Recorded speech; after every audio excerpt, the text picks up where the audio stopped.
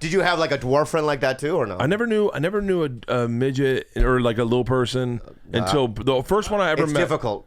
Brad Williams, the first one I ever met. Me too. Yeah. No, he's one of my first. Yeah. Yeah, it's my very first. I never met a little person. Wait. You've seen him before? Movies. No, we didn't have a lot of that. We didn't have. You Asians. never saw a little person in Florida. We didn't have Asians in Florida. Whoa. And no joke. We had like the first joke I made when I came out to LA and I met Asians for the first time. I'm being dead serious. I love it. I grew up in the 70s. I grew up born in 1972. So I grew up in a time where it just wasn't very diverse in Florida, especially.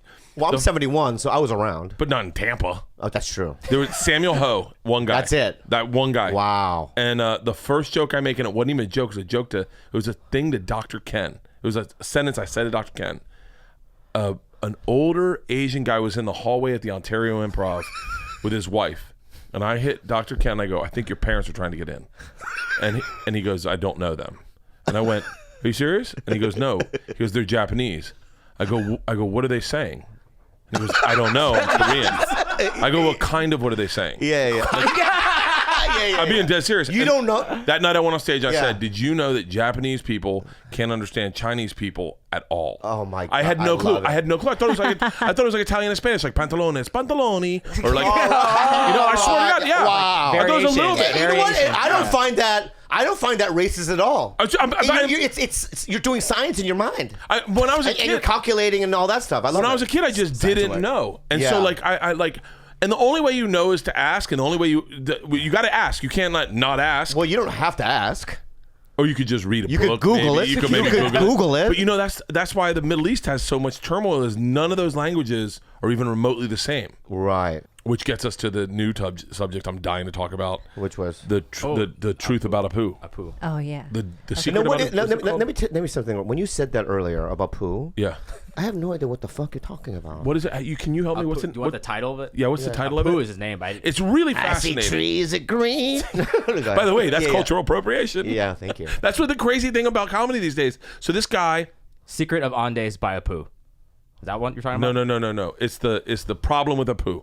It's called The Problem of Poo by Hiro, and I'm not going to try to attempt to say his last name because I'll just. He's a Japanese guy? No. He's Southeast Asian.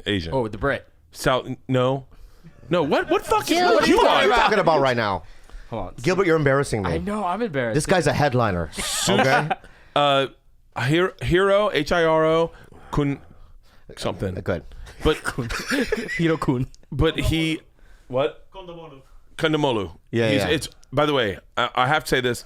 It's problematic for a white comic to talk about because it's something that immediately this is the biggest problem I think right now is that not enough people are listening, and so as a 45-year-old white guy, I just try to listen, and go like the thing about not knowing that Japanese people and Chinese people didn't understand each other. Yeah, I wasn't being hateful. I was like, I didn't know that. I really didn't know that. You really didn't know that, I didn't. I love it. I didn't know one Asian person until I was 26 years old. That's incredible. I didn't know one Asian person. But you saw them around, like at a mall. But I didn't wasn't super interactive. Like I wasn't like, hey man, you guys are Asian. I'm Bert. You guys want to meet up? And yeah. But I want to defend it though too. Is that what you were running into were fresh off the boat people. When people come here from a different country, they stick Asians. We stick to ourselves, right? We have these little meetings, and like that. The guy Cho Sung-wi, the guy that shut up Virginia Tech. Yeah, they couldn't get a hold of. None of the news media could get a hold of his parents to interview them because the Asian community harbored them. Really? And they took them off the market. And they left. And then they sent them to Korea, and no one could interview them or anything. That's how Asians are. We're very secretive. That's so badass, though. Yeah, you like that? Like I wish. Like I saw Black Panther, and I was like, a part of me was like, I wish they had one of these for white guys. Like obviously. They do. Yeah, I know. I realized that later, but like. Batman. I know.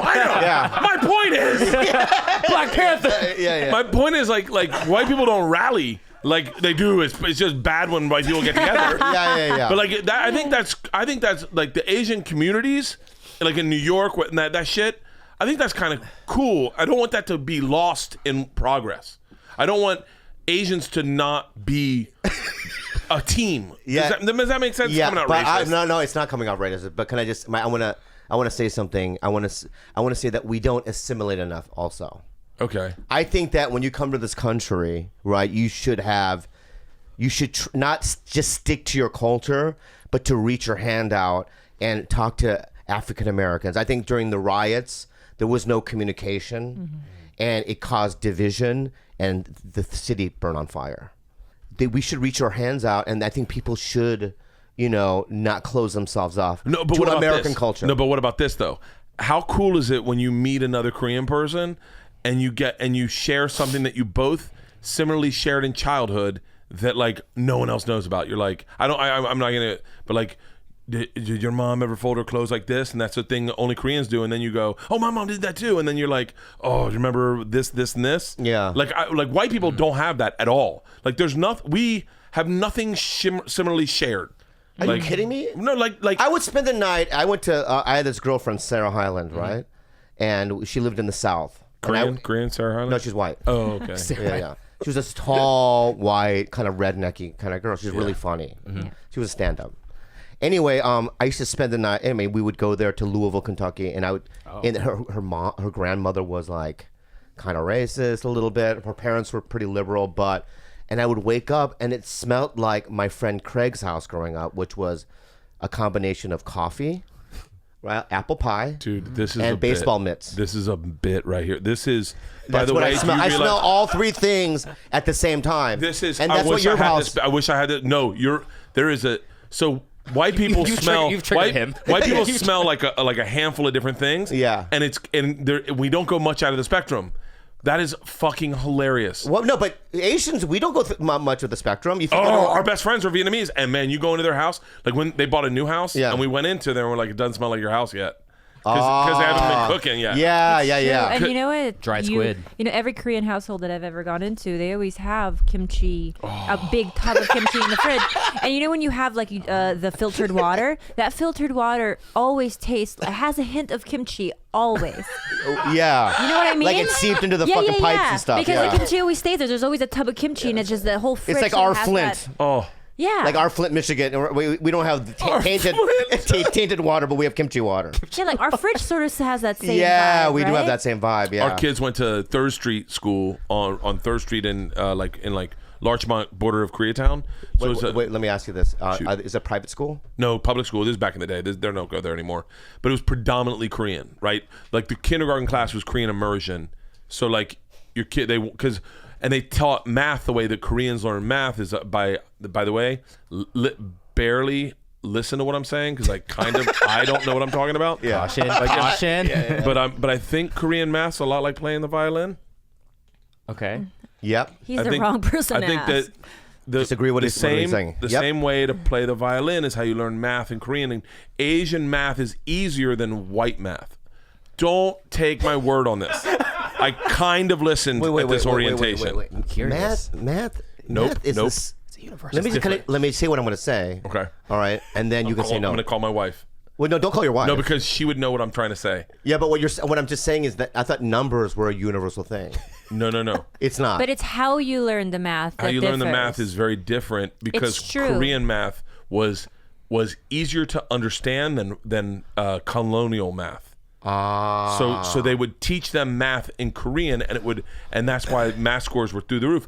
And someone's got to have my back on this, or at least explain what Is I'm that fucking kind of up. like how Rocky trained and Ivan Drago trained? Right? Right. Yeah. Rocky trained in the forest with logs on his back. Yes.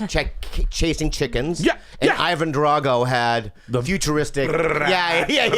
And the wires and graphs, yeah. tubes and yeah. And it is all based on the violin. I know That makes sense. When you're playing music, you see a note, you don't calculate what the note is. You go, oh, that's a B, I hit a B. So the way I took Kumons is 3 and 2. You don't go, what's 3 plus 2? You go, the combination 3 and 2. What's Kumons? It's Kumon like is a math mathematic learning center. tutorial center. You motherfucker! I was sitting here hanging out to dry for forever. I didn't do this shit. I wanted to see your explanation. I wanted You to see. motherfucker! This I motherfucker right here. I know what he just did, and I want to apologize. You know what he did? What you just he let did, the no, white what guy you try to hang himself. What you just did to my friend, right, was sabotage, and you made him look like a fool, and he's our guest, and I want you to apologize right now. Mr. Kreischer, I apologize. Thank you. Fuck, you knew what I was trying to say. You knew what I was trying to say. But I was bad at it. I was really bad, so I cheated. So our kids couldn't do it either. Our kids didn't do it either. Calculated. Yeah, But that's where I got. By the way, the long story to get to. This is where I got introduced to kimchi.